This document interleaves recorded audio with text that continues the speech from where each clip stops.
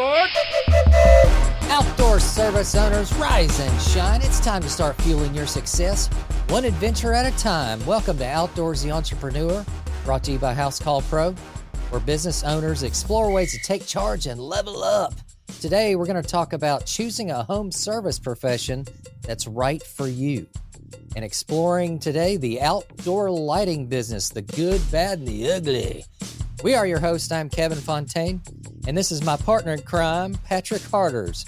Join us on this journey every Wednesday. Like, comment, subscribe on our YouTube channel, and listen to wherever you get your podcasts, and follow us on our social media platforms at Outdoorsy Boss. What's going on, Pat? Just getting stuff ready. I got a pork butt sitting on the grill right now, so it's sitting at 80 degrees, and wow, I think we got wrestling tonight that I'm finally going to join back into a practice. I took some time off after I got suplexed and went like, I'm old, but I might jump back in. Damn, the old suplex. Yeah. That's a tough move right there to pull off. Yeah, that takes a lot of back effort right there. It does. Unfortunately, I had somebody do it wrong, so I landed right on my head, and I'm like, I crawled off the mat and like, get me a glass of wine. Yeah. Lick my wounds. Yeah. Yeah, that's cool. What you got going? This weekend, no big plans. One of my daughters is on a trip traveling, so we had to get her off this week. Had to be at the airport at like 4:30 in the morning. Nice. So today, guys, we're going to talk a little bit about what it's like to own a landscape lighting business, the good, bad, and the ugly. What are some of the upsides, the downsides, of course, and we have a great person to interview today. Obviously, Patrick Harders owns an outdoor lighting company and has for many years, and has been in that business for quite a long time. Pat, why don't you introduce yourself, your company, years in business and all that good stuff. Yeah, so I'm celebrating 25 years this year, so it was a big milestone. Doesn't feel like I've been doing this 25 years. It flew by. Wow. I have a company that is called Dayloom. That's my design installation company. So we actually just rebranded this year. I got my dog pushing my chair underneath me. And then we also started Sterling Lighting, a manufacturing company, about 12, 13 years ago as well. What initially drew you into the industry of landscape lighting? I was a little older when I decided to go back to school. We were poor, so it was like in school, partied too much. Had to leave school, got a job, did that for a number of years, decided to go back to school. And at that time, I was just trying to push my way through it, so I started looking for just a job to do. And one of my friends owned Outdoor Lighting Perspectives, the entire franchise system. And I said, hey, can I come do some work? So he allowed me to do, at that point, we were doing nighttime demos. So I would go out every single night, 6-7 nights a week, and do design work for him. What area of the world is this? Charlotte, North Carolina. Okay. I loved it down there. That's beautiful weather. Mm-hmm. So I was in school. I was, really just trying to get a degree. I wanted to be a marketing major, but I hated the marketing professor, got in an argument with him, so I switched to finance real quick. Interviewed at, Bank of America, Wachovia, First Union, all the big banks that are all headquartered in Charlotte. And I had been doing lighting design for about 2 years. I loved it, but, never thought of it as a career path. I just thought of a temporary job. But then when I interviewed at the bank, I was like, hey, this is your cubicle. And after 6 months, you get to start decorating your cubicle. Oh my God. What's that movie? Office Space? Office. Oh, that's what it felt like. I'm like, to me, it just felt like a cage because, I've always been outdoors. As a kid, I helped my grandpa all the time cutting grass and doing all the crap around the yard, and always liked doing that. Always liked working hard, working with my hands. And then to sit there and go like, I'm going to be sitting, staring at a cubicle all day. Felt 50 hours a week, whatever it was. I was like, this sounds like a really boring career path for me. So yeah, right. Got done with school and just said, started a lighting business on. Moved up to DC, and rest is history. Nice. Passion for the work. What type of, what did you find inherently interesting or enjoyable about that line of work? I think it's something that like we do where, you can picture something in your mind. So it's there's an artistic side to it. For like a landscaper, they could picture what a house could look like with great landscaping. For lighting, once I started doing it for about a year, I started like just seeing how things were going to look and how it should look. Hmm. And so like being able to picture something, come up with the design, convince a person that we can do that, and then the moment the lights actually come on, lighting is something that's interesting because there's an emotional connection that people have to lighting. Like you've seen it, where you Oh turn the yeah. lights on and they just go silent. Like it's a quiet, like you don't break the silence. You just let a customer take it all in, and they're like, "Wow, this looks amazing." It's And so so, instantaneous too. yeah, yeah. So that love for like what lighting can do was what just drew me in. I got hooked, and then it was just like building from there. Yeah. So, landscape wise, when we look at designing landscapes, we have green plants, yellow plants, red plants. This blooms then, that blooms Yeah. then. Well, how do you go about designing lighting? Because you're dealing with kind of one light Kelvin color Mm-hmm. for the most part on a house or whatever you're lighting landscape. How do you go about figuring out, hey, what kind of light should I use and all that good stuff? Yeah. So, the best way that I learned, like the first step was I was outside at night. So I think I went 14 years doing nighttime demos 6 nights a week. Oh, And so okay. it's like every night I was out. But I grew a lot more as I started reading. So Nate Mullen had a book on lighting that I started about 2002 or three because I came out of a franchise world.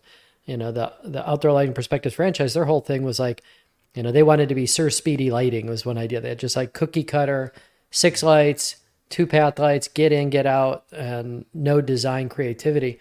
And I Mm, started just seeing like what you can do with levels of light and creating shadows. Also, like how you like just lighting a tree, and you just see the intricacies of a tree, and you say, oh, you, okay. you have a Technique. yeah.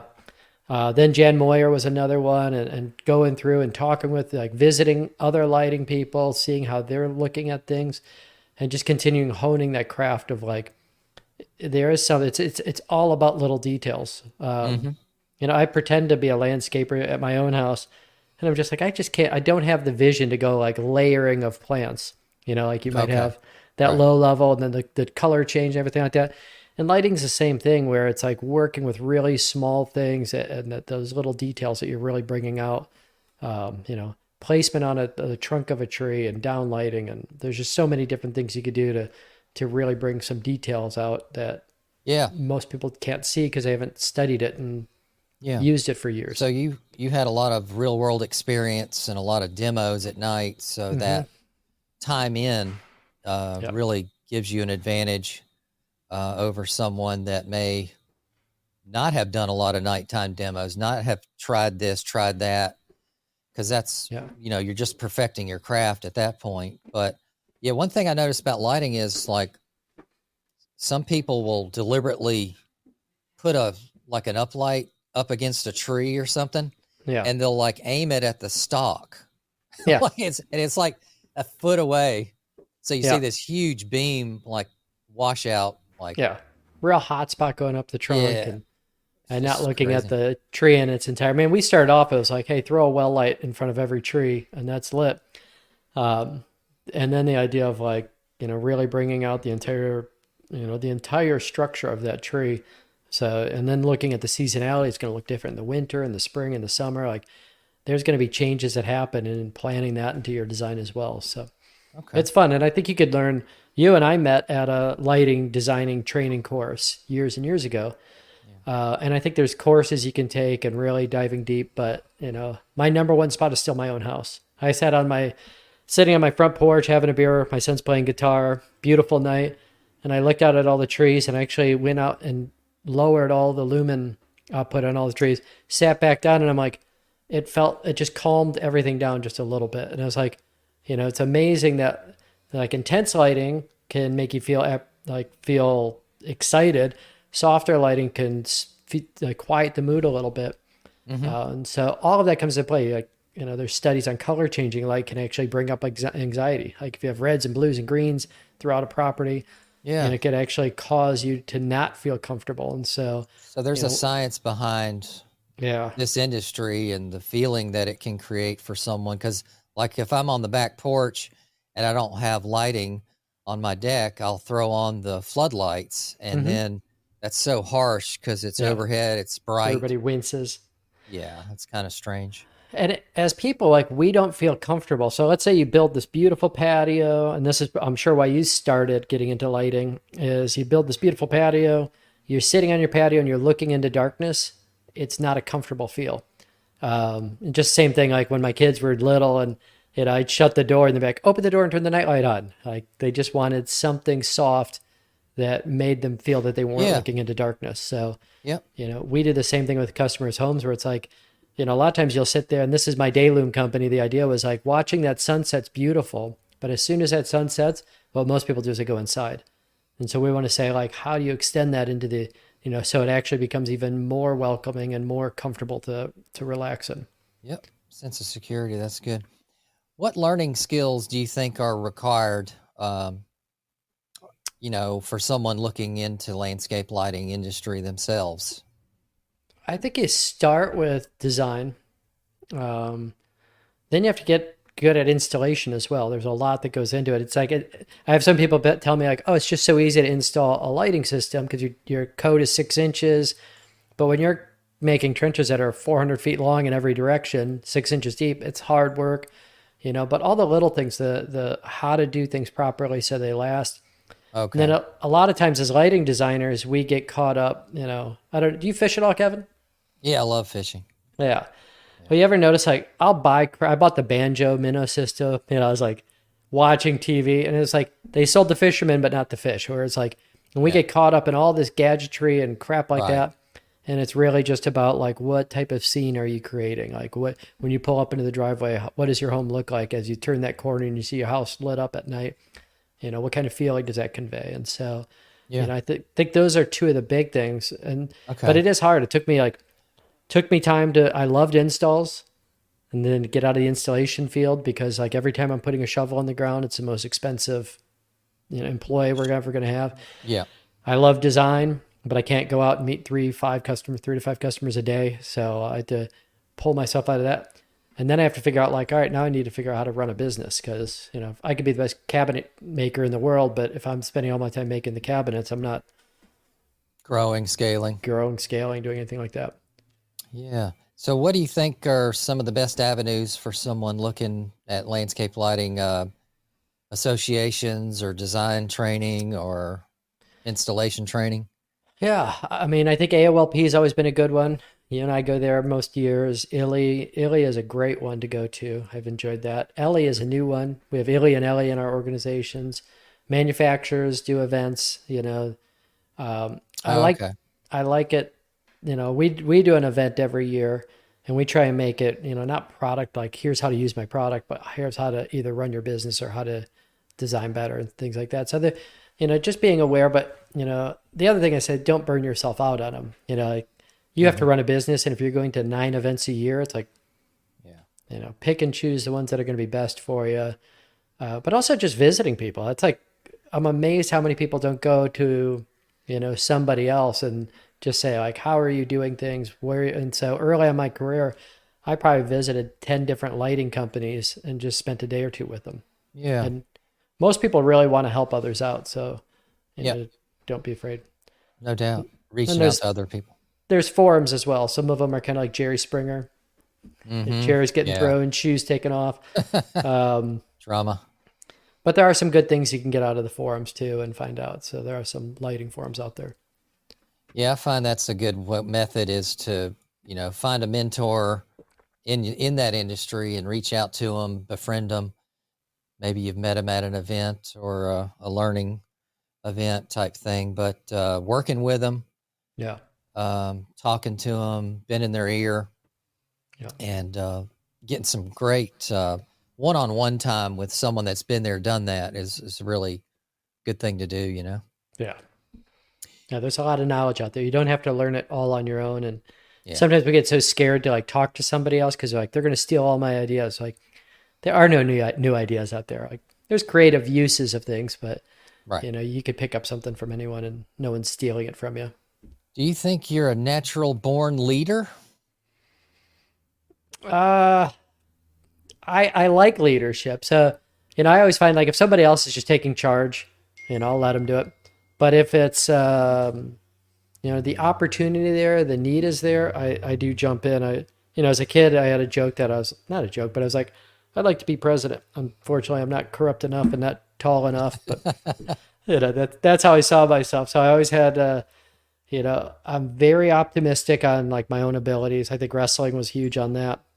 It was like just teaching me to like trust in myself, but just like, somehow things are going to work out. And I think like entrepreneurs just have that mindset of like, they could solve problems and everything's kind of a puzzle. And somehow I'm going to figure out how to make this work out.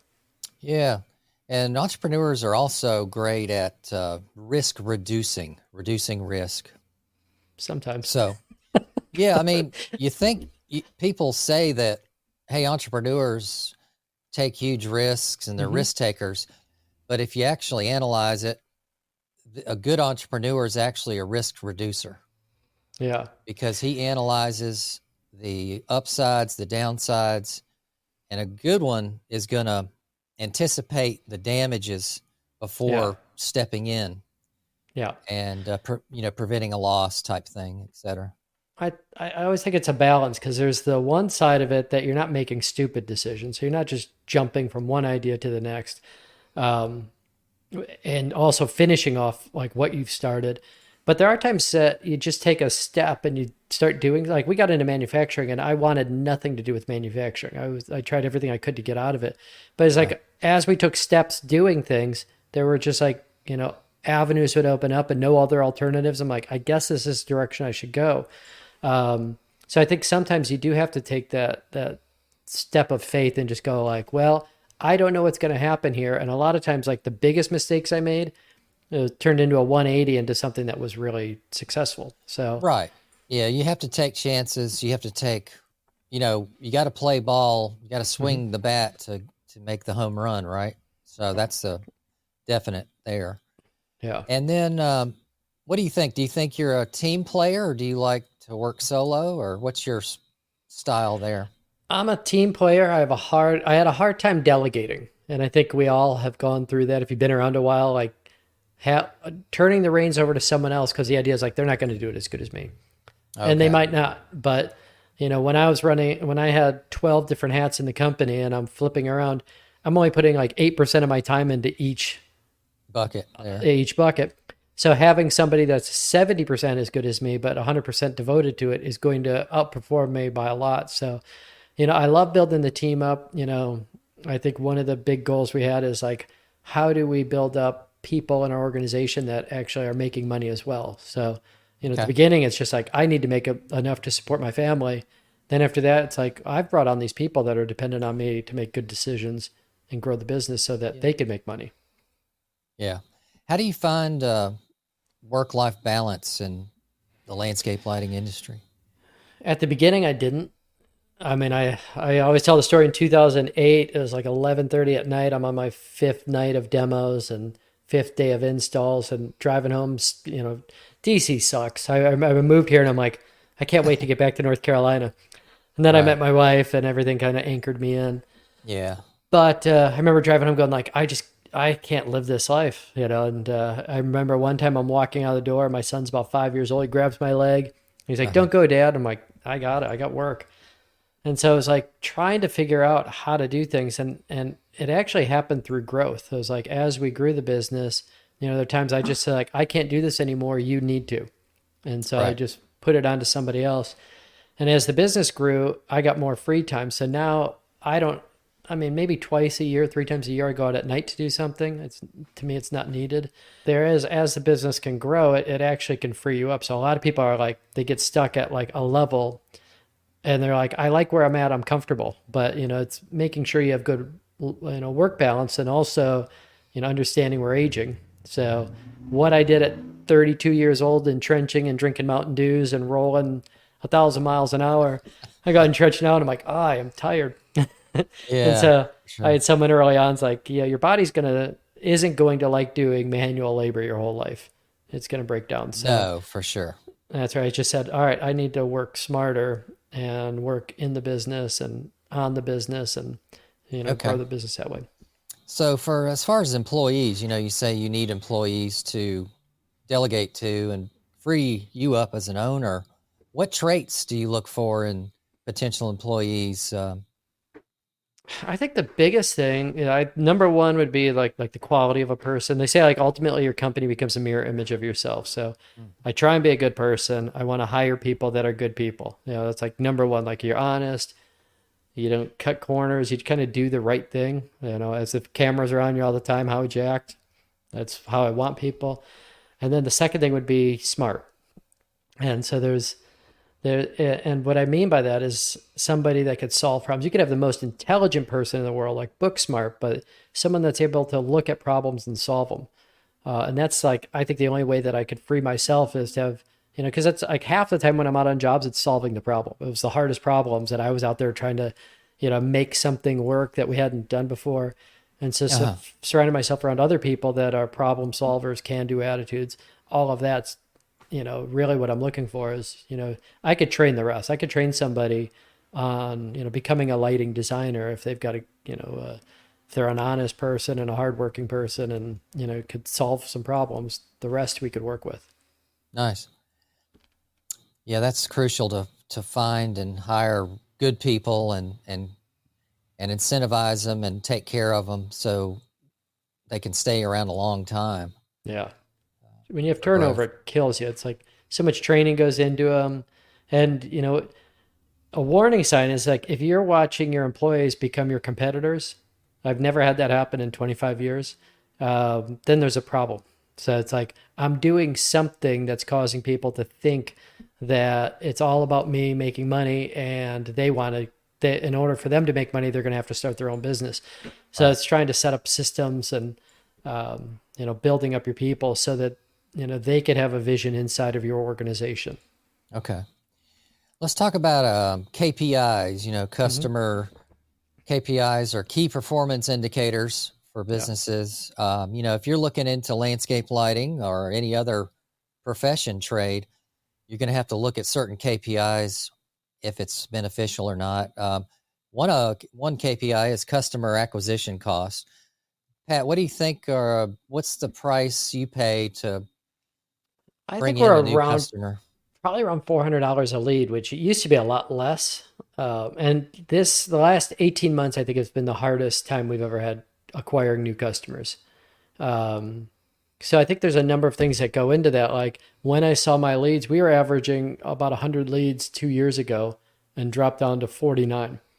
And so then it's like, well, we were getting 100 leads, but we watched them all go through the back door where it's like, our closing percentage was lower, our average order size was lower. So we started working on, our presentation, our sales presentation, our follow-up through our customers, and really increasing that sales presentation. Like when I started off in lighting, the average order was $1,900. And last month, our average proposal was $15,000. So, Wow. it's dramatically changed, just like everything in the outdoor industry is gone. Pools used to be like a cement block, and now they're, houses. Yeah, you're in Hawaii.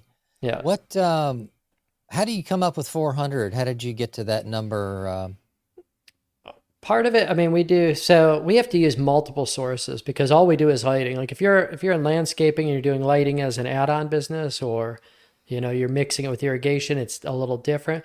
Since all we do is lighting, we look at multiple lead sources. So, Google AdWords, organic, the cost we have per, creating our content, postcards, catalogs. Okay. So all your cost of goods sold, as far as all the stuff you're using to advertise with, promotion with, SEO, brochures, whatever, you're tracking sales closing ratios. So if you spend 10 grand on a campaign for 2 months, how many customers, how many leads are coming in, for one, and then two, you may look at, okay, of those 100 leads that came in, how many did we close and what was the revenue that we received? So then you can do a true, like, all right, of these 10 people that we got, let's say we spent $400 each to get them here. And Yeah. And I think you have to look at a number of things because it can get very complicated when you get into like, let's say you have something, you go in the home mag or something like that that's a little lower end, uh-huh. and you're I know. getting a lot of leads from it, or Valpak or something like that. You get a lot of leads, but then if A you lot of start going through, calls. yeah, you get a lot of calls, so you have to mark like how many people called in to how many people actually, became an appointment, to how many appointments, did we actually, meet with the customer? What was our average proposal? How many of those closed? So if you're monitoring all that, you might find something, we've been shocked. Like yard signs was our number 3 advertising piece one year, and that cost me Wow. $500. Where high end magazines was really expensive one year, and it got us very few leads. So you're not only looking at number of calls, but like what did those calls turn into, and Mhm. also don't let that one job, like you did a home show and you got a $70,000 lighting project. So now I'm going to invest everything into home shows, but you only got 80,000 in total sales from it. And if that one person didn't come through, it would have been a disaster. So you kind of have to, keep an eye on everything. And, when Yeah. you have I- salespeople, you have to monitor them and their ups and downs and ebbs and flows and everything else. Okay. So you like to do a mix of advertising methods to attract new customers? Yeah, I say like when we started off, Tom Fennig and I would just go and print off, landscape lighting. We could light up your home on an 8.5 by 11 sheet of paper and stick it in the newspaper slot. And we'd put out 1,000 of them and get 10 phone calls. And so like, oh, this will work. Then the next one was postcards, and that was great. And then Google Ads. And so you kind of find like what works today is probably not going to be working in 3 or 4 years. So you always have to shift. But I do think you need, lots of feelers out there. The average person takes 3 or 4 times of seeing you before they move forward. So, how can I touch that person in different ways? Okay. Nice. Another KPI is customer retention rate. This measures the percentage of customers who return for repeat business, which is important for us because there's only so many new customers out there in the world each month or each year. Mm-hmm. So retaining and who's coming back is really important. What do you think as far as landscape lighting? Um, retaining existing, of your customers. What do you think is the possibility of them coming back to you for more business down the road? Well, it's challenging in lighting because if you do a full lighting system, you almost feel like you're done. That's where most of the money is made for us, is on the actual installation. Okay. We do have service. If you're in lighting, you got to be doing service because you have 50 luminaires on a project. There's going to be something that cut wire or something happened. Yep. So there's the revenue on the service. We are always too low on what we charge for service calls. It's actually, I think it came to $132 was our break even point on a service call. And we Okay. were charging $79. So we lost a ton of money, and it should be Uh, your most profitable side of the business. Um, but I think you have to have that communication with customers. So we've done constant contact. I find that a newsletter works better, like an actual paper newsletter. okay. So we've sent that out. And there are times, like everything, you just get busy and you stop doing what's working because you're too busy. And Yeah. so, What are you know, some add-ons a landscape lighting owner can add to that business, do you think, that complements and goes with it? most things don't, Okay. because I see things like window washing. And, when I was part of a franchise system, they did mosquito control, which peak season was spring and fall, and Yeah. lighting peak season. I'm like, and it's two Yeah. totally different things. One's like True. training technicians to get in and out of jobs in 20 minutes, and the other is like solving problems the entire time. So it's two different skill sets. Um, I think one of the big ones is continuing to add on. I'll have customers 20 years later, we're still Okay. adding on, and our designs have gotten better and bigger. The one that I think goes very well is audio. Outdoor audio is a great addition into Okay. lighting because it's similar. Sound and light, travels in similar ways. So the design concepts are similar. The installation is similar. And you're Um, creating a mood, an yeah. environment. Yep. Hmm. So we were enlightened for forever, and we switched to Daylum when we added the outdoor audio and lighting because it was like creating a space. And if you're sitting in your backyard and your lights going and your smoker's on, The next thing you need is, a cold beer and some music. So Yeah, hell yeah. Okay, so maintenance is important even in landscape yeah. lighting because then you can have recurring service behind the installation. What are some ways people can entice, because when you think of landscape lighting, think of one and done and I don't have to service this ever. How do you educate or promote maintenance service as a need? Well, there's a number of things, like anything that's outdoors is going to get beat up. And so Yeah. if you want to keep this looking great, we offer a free 6-month checkup, and it's partially just to go back and inspect every single job 6 months after. And that's, we say, hey, first 6-month checkups on us. After that, it's X per month. And sometimes people get really excited about like really long warranties on LEDs. Like, hey, this Right. is a 20-year warranty. To me, that scares me from selling my business, because whoever wants to buy it in the future is now getting stuck with all those warranties. Right. So we offer just a 5-year warranty, but if you're on our maintenance plan, we give you a lifetime warranty on your LED. So if it ever goes out. Oh, nice. And I think also there's going to be like mineral deposits that get on the lenses, say they have to be cleaned. That's something big in commercial lighting where, colleges did all these relamps thinking they're changing out to LED. And then they found out like, hey, 3 years later, there's so much crap on the lenses that the light's no longer performing. So, and especially more and more facilities and houses are using reclaimed water now. yep. Oh, So there's hard water deposits big time yeah. in that water. So Yeah, and we coat over all our fixtures. So every year we not only polish them but put a coating on them so they look prettier longer. I want, my whole thing is like I want a system to be a 20-year system plus, and so you can't do that if you just let it sit outside. as a potential landscape lighting owner, what's some of the typical profit margins I could expect if I do lighting as a profession? You think? I think you really want to be around that 20% margin. A lot, if you're adding it into your business, you could be a little more profitable, because what eats up profit, obviously marketing is one thing that eats up profit, but the other one is just your man hours. Right. And the non-billable man hours, because you need someone answering the phones, you need to fix all of making sure everything runs smoothly, products they're ready to go for the guys when they're going. So you got to really manage that whole side of the business. So you're gunning for at least 20% net. Yeah, that's profit. Okay. And then what do you think if someone's thinking about or wanting to even grow their own landscape lighting business? What do you think is the need for? What type of infrastructure do you think is needed? Facility, people. What do you think? Trucks. Yeah. What do you think that looks like? A truck. Just one truck? Yeah. I mean, I got started. I had my ugly red Dodge that the colors of the company I was with was yellow and green. So it was red, yellow. I mean, it was disgusting looking. And, I had a pickup truck. I picked up my guys in it. We drove around I did it on shoestring. At the next stage that I thought I really made it is I got a storage unit. So now we can keep our products and tools at a storage unit.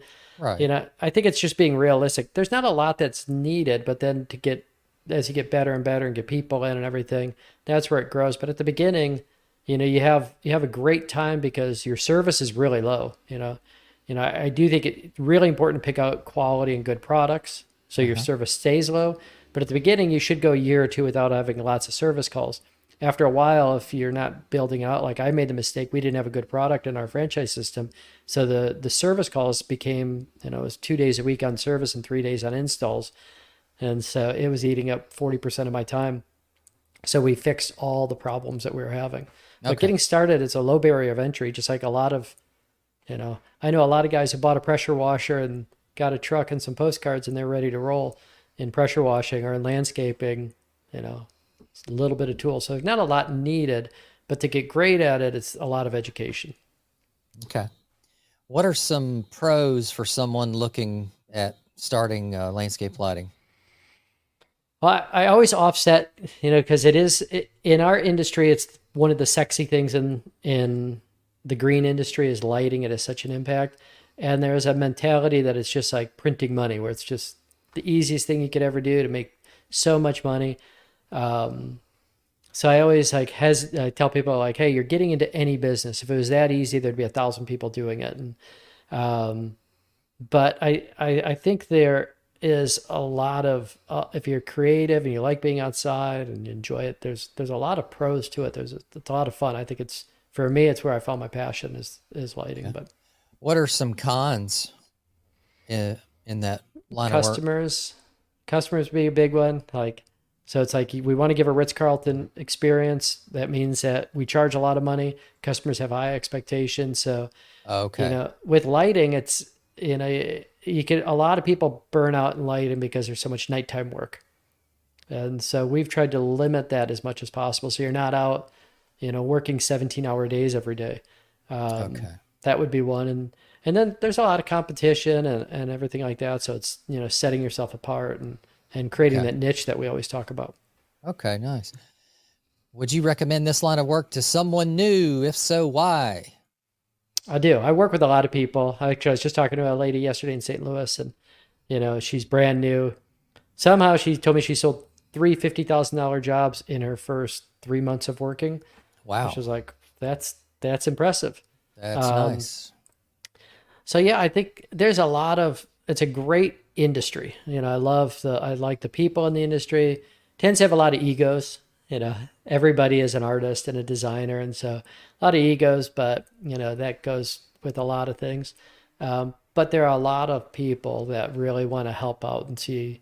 They want to see this industry elevated. And I hearken it back when we took that LA course. We had the landscape architect came in, and he said like in the 50s, when landscape architects came out, everybody's like, "What do you mean you're an architect with rocks and trees?" And like nobody got it. It's just a bunch of rednecks doing it. And then, after time, it became a really high profession. And I see lighting going down that same road where it's like the great designers that create these, masterful scenes, they're elevating the industry. And that's pretty exciting. I see a lot of opportunity in lighting. And, you know, early on, everyone said, aren't you going to run out of homes to light?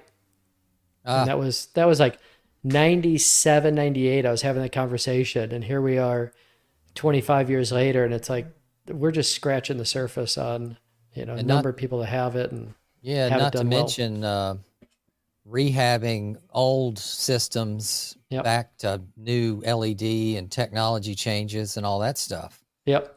And a lot of people putting in crappy products. So people see lighting and then it all falls apart in 2 years. So we're able to go and say, all right, let's just do it right this time. Yeah, And, let's do it professionally now.